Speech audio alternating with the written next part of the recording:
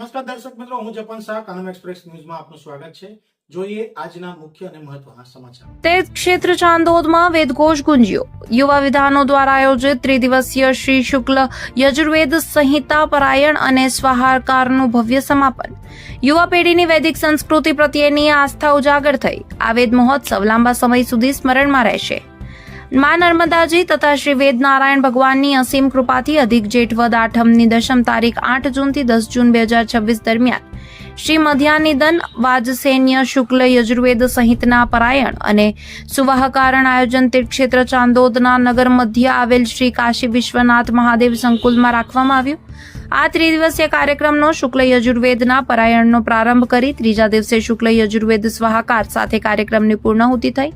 આ પ્રસંગે શિવત્સ ભવન ખાતે બ્રહ્મચૌર્યાસીનું પણ આયોજન કરવામાં આવ્યું।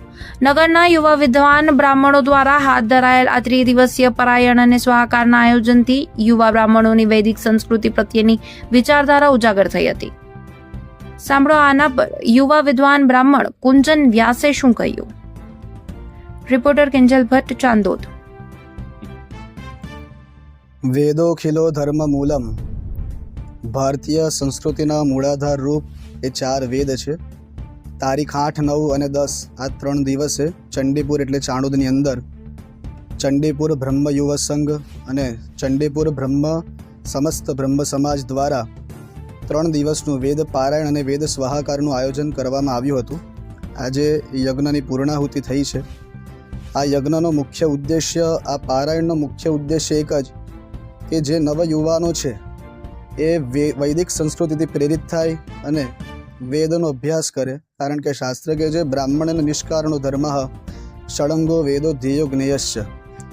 આ કર્મ પૂર્ણ થયા પછી બ્રહ્મચૌર્યાસીનું પણ આયોજન કરવામાં આવ્યું છે।